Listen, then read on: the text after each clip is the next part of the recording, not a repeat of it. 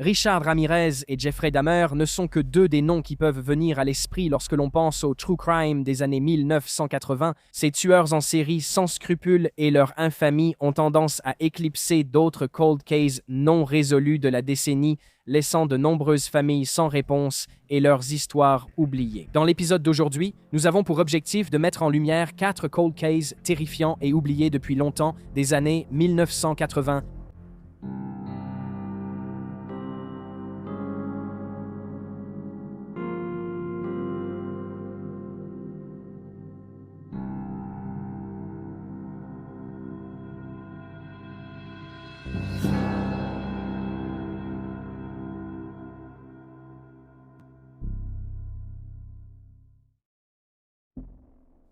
Sherry Nicole Barnes. Sherry Nicole Barnes, âgée de 2 ans, était sous la garde de sa mère biologique, une femme de 20 ans qui se faisait appeler Sissy au moment de sa disparition. En 1986, le duo, accompagné du mari de Sissy, Larry Vassar, a déménagé à Saint-Louis, dans le Missouri. Très peu d'informations sont disponibles dans l'affaire de Sherry, mais ce que nous savons avec certitude, c'est que Vassar a forcé Sissy à se prostituer et leur relation semblait instable et peu recommandable. La mère d'un enfant fréquentait Independence Avenue à Saint-Louis pour ramener de l'argent à son mari. Le 1er décembre 1986, Sissy a disparu du domicile du couple. En raison du flou des détails de cette affaire, on ignore si elle a été vue partir avec Sherry, la localisation du tout petit n'étant pas documentée à l'époque. Le corps de Sissy a été découvert dans le fleuve Mississippi en février 1987, 2 mois après sa disparition. Elle était nue et il n'y avait aucune trace de son enfant sur les lieux. La cause de sa mort n'est pas claire, mais il a été conclu qu'elle avait été victime d'un homicide. Sissy est restée non identifiée jusqu'à 7 ans plus tard, en 1994, lorsque sa famille a finalement contacté les autorités pour signaler sa disparition. C'est alors que la police a commencé son enquête sur sa mort et la disparition de Sherry. La fillette aurait été vue pour la dernière fois à Kansas City, dans le Missouri, avec Vassar le 7 janvier 1987, mais elle n'a jamais été revue ni entendue depuis. Après la mort de sa mère, Sherry aurait dû être prise en charge par les membres de la famille de Sissy, mais ils n'ont jamais obtenu sa garde. Les enquêteurs ont retrouvé Larry Vassar au milieu des années 1990 et ont découvert qu'il était en prison pour vol à main armée. Sa date de libération la plus proche est en 2028. Vassar a dit aux autorités qu'il savait où se trouvait sa belle-fille et a déclaré qu'elle était prise en charge par sa famille tout en vivant sous un autre nom dans la région de Kansas City. Si c'est vrai, elle ignore peut-être qu'elle est une enfant disparue. Il est cependant difficile de savoir si Vassar dit la vérité ou invente ce mensonge pour dissimuler son sort. Il aurait proposé à la mère de Sissy des photos et un enregistrement de la voix de Sherry contre de l'argent, mais la famille n'aurait jamais accepté. Sherry Barnes est toujours portée disparue et on ignore si elle est en vie. La date de sa disparition est indiquée comme étant le 1er décembre 1986, le jour où sa mère a disparu, mais elle aurait été vue vivante le 7 janvier 1987 à Kansas City. Sherry est une fillette métisse aux cheveux bruns et aux yeux bruns. Au moment de sa disparition, elle n'avait que 2 ans, mesurait environ 1,22 mètres et pesait 36 kilos. Si elle est toujours en vie, elle aura 38 ans. Si vous avez des informations concernant sa disparition, vous pouvez contacter le département de police métropolitaine de Saint-Louis au 3 1423 11212. 12. Patricia et Amanda Dixon. Patricia Dixon, mère divorcée de 25 ans avec un enfant, travaillait comme secrétaire en 1984. Après s'être séparée du père de sa fille de 5 ans, Amanda, elle vivait à Seattle avec ses parents et chérissait chaque instant passé avec sa jeune enfant. Pendant des mois, elle a mis de l'argent de côté afin de pouvoir un jour emmener Amanda dans l'endroit le plus magique du monde, Disneyland. Patricia et Amanda ont pris une chambre à l'Anaheim Motor Park Inn, près de Disneyland à Anaheim, en Californie, le lundi 26 mars 1984. Elles devaient partir le vendredi 30 et ont été vues ensemble pour la dernière fois le mardi 27 où elles ont été aperçues revenant du parc d'attractions et traînant près de la piscine du motel entre 15h et 16h. Pour le personnel de l'hôtel et les autres clients, rien ne semblait anormal. Mais le voyage excitant a pris une tournure tragique pour Amanda et Patricia lorsqu'elles ont été froidement assassinées dans les premières heures du lendemain matin. À 13h30, le mercredi 28, une femme de ménage est entrée dans la chambre d'hôtel pour être accueillie par un véritable bain de sang. Dans un coin de la chambre, le corps de Patricia gisait, immobile et froid, sur la moquette, face vers le plafond, nue, sauf ses sous-vêtements descendus jusqu'aux genoux. Une cigarette avait été placée entre ses jambes. Elle avait reçu 2 balles dans le dos et 3 dans la tête. La femme de ménage remarqua une bosse sous les couvertures qui révéla Amanda vêtue de son pyjama et serrant contre elle sa peluche Minnie Mouse nouvellement achetée. Elle avait reçu 2 balles à l'arrière de la tête. L'arme du crime était un pistolet de petit calibre. Après les autopsies, il a été révélé que ni Patricia ni Amanda n'avaient subi d'agression sexuelle et qu'elles ne présentaient aucune autre blessure en dehors des impacts de balles. Les détectives, avec peu de pistes, ont supposé que Patricia avait ouvert à son agresseur, aucun signe d'effraction n'ayant été constaté.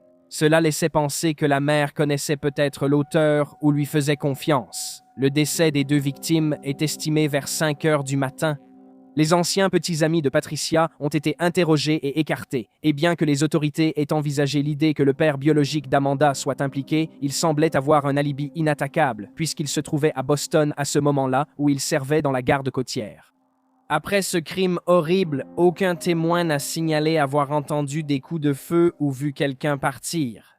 Des enquêteurs amateurs sur Internet pensent que les autres invités ne voulaient pas s'impliquer, tandis que la police estime qu'un objet a servi à étouffer le bruit de l'arme. La chambre d'hôtel avait été saccagée, mais rien ne semblait avoir été volé, donc les mobiles de vol et d'agression sexuelle ont été écartés de l'enquête. La mère de Patricia a indiqué en 1984 qu'elle pensait que le crime avait été commis par quelqu'un que sa fille connaissait et qui savait qu'elle allait à l'Anaheim Motor Park Inn. D'après les rapports, un homme vu près de la chambre de Patricia le jour de sa mort correspondait à la description d'une personne proche d'elle. Sa mère a dit qu'il était l'intermédiaire de quelqu'un qu'elle fréquentait. Un an plus tard, en août 1985, la mère de Patricia a tenté de poursuivre le motel, mais le résultat de cette action reste inconnu. Un détective du nom de Dave Tuttle a également révélé que la police avait appris qu'un employé avait dit à Patricia, peu de temps avant sa mort, qu'un homme était passé et lui avait montré un message sur une carte à son intention qui disait « Tu me reconnaîtras quand tu me verras ». Cependant, l'homme a pris la carte au lieu de la laisser, empêchant la police de l'examiner pour trouver des indices. Ce message inquiétant a poussé les enquêteurs amateurs sur Internet à se demander si les meurtres venaient d'un professionnel. Le manque d'articles disponibles sur cette affaire rend difficile d'arriver à des conclusions concrètes, car beaucoup d'affirmations concernant la vie de Patricia et ceux qui auraient pu vouloir lui faire du mal sont pour le moins vagues, et nombre de celles citées dans les forums en ligne ne sont plus accessibles. Pour toute information sur le meurtre de Patricia et Amanda Dixon, contactez Orange County Crime Stoppers via le formulaire dont le lien est en description. Alma Root, Alma Violette Root, n'a pas eu la jeunesse la plus agréable. Enfant à la fin des années 1970, elle s'est enfuie de chez elle avec sa sœur aînée, Laura Huff, pour échapper aux abus sexuels qu'elles subissaient toutes les deux de la part de leur père, qui a ensuite été condamné pour agression sexuelle sur ses filles et envoyé en prison. Après l'incarcération de leur père, les 2 sœurs ont été placées en famille d'accueil. Souvent séparées dans différents foyers, elles sont néanmoins restées en contact et très proches. Leur relation avec les autres membres de leur famille reste floue, bien qu'on sache qu'elles avaient une sœur aînée qui avait déjà quitté la maison. Dans la période précédant la disparition d'Alma, elle et Laura sont allées vivre chez leur grand-mère à Applegate, en Californie. Alma a été vue pour la dernière fois le 1er janvier 1980, lorsqu'un homme de 25 ans nommé Scott Petchek est venu la chercher chez elle. Petchek aurait été le petit ami d'Alma à l'époque, malgré le fait qu'elle n'était qu'une enfant de 14 ans. Selon Petchek, les deux a passé du temps avec sa grand-mère avant qu'Alma ne lui demande de la conduire à Rio Linda, une zone du comté de Sacramento en Californie où elle aurait eu une tante. Il n'est pas clair si Alma avait vraiment une tante ici ou non, car les sources donnent des informations contradictoires à ce sujet. Certaines sources disent que la tante n'a pas vu sa nièce car elle était absente. D'autres précisent qu'aucune tente de ce type n'existait à Rio Linda. Quoi qu'il en soit, Petchek a affirmé qu'il avait déposé Alma puis l'avait laissée pour se rendre à la base aérienne de McClellan où il travaillait. Cependant, lorsqu'il est revenu chercher l'adolescente, elle était introuvable. Petchek a déclaré aux autorités qu'il ne considérait pas sa disparition comme inhabituelle, car Alma faisait parfois de l'autostop et fuguait. On pense que la jeune fille de 14 ans aurait pu faire de l'autostop avec un homme après avoir été déposée, mais les informations deviennent alors floues. Comme pour de nombreux mineurs ayant un passé de fugue dans les années 80 et avant, la disparition d'Alma n'a pas alarmé les forces de l'ordre local. Ils ont supposé qu'elle était partie de son propre gré. Cependant, sa sœur, Laura, a contesté cela, affirmant qu'elles partaient toujours ensemble et que la jeune fille de 14 ans ne serait jamais partie seule. Plus tard, elle a dit que Petschek lui avait assuré qu'elle ne retrouverait jamais Alma en réponse à sa question sur sa sœur. L'affaire d'Alma a vite stagné faute d'intérêt des forces de l'ordre et est restée non résolue jusqu'en 1991 lorsque son père a été libéré de prison. Il n'a jamais été considéré comme un suspect parce qu'il était derrière les barreaux au moment de sa disparition. Après sa libération, il a demandé des comptes aux forces de l'ordre sur l'état de l'enquête, ce qui a poussé la police à réexaminer l'affaire.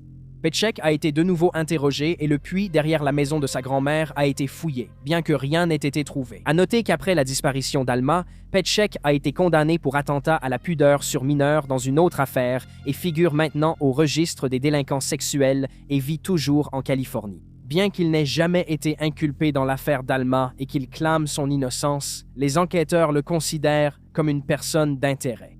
Alma a d'abord été soupçonnée d'être l'une des deux Jane Doe. Il y a eu des spéculations selon lesquelles elle pourrait être la Jane Doe surnommée la Lime Lady, retrouvée dans l'Oklahoma en 1980. Cependant, en 2022, la Jane Doe a été identifiée comme étant Tamara Tigard, une jeune femme de 20 ans originaire de Las Vegas, dont le meurtre reste non résolu. Il a également été supposé pendant un certain temps qu'Alma était Callie Doe ou Caledonia Jane Doe, une adolescente retrouvée en novembre 1979 à New York. Cependant, en 2015, Callie Doe a été identifiée comme étant Tammy Jo Alexander, une jeune fille de 16 ans qui a disparu de Brooksville, en Floride, au printemps 1979. Son affaire n'est toujours pas résolue. Très peu d'autres informations sont disponibles concernant le cas d'Alma. Les théories sur ce qui a pu lui arriver vont du fait qu'elle aurait pu être la victime d'un tueur en série à celle selon laquelle elle aurait été tuée par Petschek. Ses grands-parents et son père sont décédés depuis, mais sa mère et ses deux sœurs sont toujours en vie. Laura espère découvrir un jour ce qui est réellement arrivé à sa jeune sœur. Alma Roots a été vue pour la dernière fois le 1er janvier 1980 à Auburn, en Californie. Elle n'avait que 14 ans. Elle est une jeune fille blanche, aux cheveux et yeux bruns, avec un tatouage en cœur bleu, taille d'une pièce de 25 cents, sur la poitrine. Elle peut utiliser son deuxième prénom, Violette. Lorsqu'elle a été vue pour la dernière fois, elle mesurait 1,63 mètres et pesait 59 kilos. Si elle est toujours en vie, elle aura 57 ans. Si vous avez des informations concernant la disparition d'Alma, vous pouvez appeler le département du shérif du comté de Placer au 916 899 78 800. La pom-pom girl dans la malle, Jane Doe. Le 24 août 1982, deux cueilleurs de champignons sont tombés sur une malle de voyage à quelques mètres d'une route de gravier dans le parc d'État de Gambrill à Frederick, dans le Maryland. Bien que la malle soit visible, des branches et feuilles avaient été posées dessus, sans doute pour la cacher maladroitement. En s'approchant, les cueilleurs de champignons ont remarqué la puanteur nauséabonde qui émanait de la malle et ont décidé d'appeler la police. Le lieutenant Tom Chase du service de police de Frederick raconte: ils ont trouvé une malle contenant les restes de la victime, littéralement fondue par la chaleur. À l'intérieur de la malle se trouvait le corps d'une femme de petite taille. Elle était morte depuis au moins plusieurs mois, ce qui situerait son décès au plus tard au printemps 1982, mais il se pourrait qu'elle ait pu se trouver dans la malle pendant 10 ans au maximum. L'anthropologue médico-légal qui a examiné les restes a noté que Jane Doe présentait plusieurs blessures, notamment une usure au dos, aux hanches et aux pieds. Ils ont suggéré que les blessures au dos et aux hanches pourraient indiquer que la femme pratiquait la gymnastique, le cheerleading, la danse ou d'autres sports. Par ailleurs, les blessures à ses pieds indiquaient qu'elle portait souvent des talons hauts. Des enquêteurs amateurs sur Internet ont suggéré que Jane Doe pourrait avoir été stripteaseuse. Elle souffrait également de spondylolyse, un défaut ou une fracture de fatigue des vertèbres lombaires qui pouvait être asymptomatique. En dehors de ces blessures, les enquêteurs ont pu dire très peu de choses sur Jane Doe. Le taux de décomposition empêchait de déterminer la couleur de sa peau et de ses yeux, mais il a été conclu qu'elle avait des cheveux châtains foncés, mi-longs et ondulés. Elle avait sans doute teint ses cheveux, car ses autres poils étaient brun-roux. Elle a aussi été retrouvée sans bijoux ni vêtements, seule une serviette foncée a été trouvée près du coffre. On pensait initialement qu'elle avait entre 17 et 45 ans, bien que cette fourchette d'âge ait été réduite ces dernières années à entre 17 et 27 ans. De plus, la cause du décès de Jane Doe n'a pas pu être déterminée, mais l'anthropologue médico-légal a suggéré qu'elle aurait pu être étranglée. Les seuls autres détails notables dans l'affaire de Jane Doe sont que ses lobes d'oreilles ressortaient plus que la moyenne et qu'elle avait eu de nombreux soins dentaires, comme des plombages, des traitements de canal et des couronnes. Cela a indiqué à la police qu'elle venait d'un milieu de classe moyenne, et les dentistes qui ont examiné ses soins ont expliqué que les traitements qu'elle avait reçus n'étaient pas très courants, mais étaient enseignés à l'école dentaire. Les enquêteurs ne pensent pas que Jane Doe, surnommée la Pom-Pom Girl dans la malle, en raison de la possibilité qu'elle ait été une personne sportive, était originaire de Frederick, car elle ne correspondait à aucun signalement de disparu et personne ne s'est présenté pour l'identifier. Au fil des années, 19 femmes ont été écartées de l'enquête comme correspondance possible. Jane Doe a été découverte à Frederick, dans le Maryland, dans une malle de voyage le 24 août 1982. Elle est décrite comme une femme blanche aux cheveux châtain foncé, légèrement ondulés et mesurant entre 1,60 m et 1,65 m. Elle pèse entre 50 et 59 kilos et on pense qu'elle avait entre 17 et 27 ans. Elle a subi de nombreux soins dentaires et présente une spondylolyse qui pouvait être asymptomatique. Si vous avez des informations sur son identité ou sur sa mort, vous pouvez contacter anonymement la police de Frederick au 301-600-8477. Et voilà les faits. Merci de laisser un commentaire ci-dessous avec vos propres réflexions et spéculations. Et n'oubliez pas d'aimer cette vidéo et de vous abonner pour soutenir la chaîne. Merci d'avoir regardé. Restez vigilants et prenez soin de vous, et on se retrouve la prochaine fois.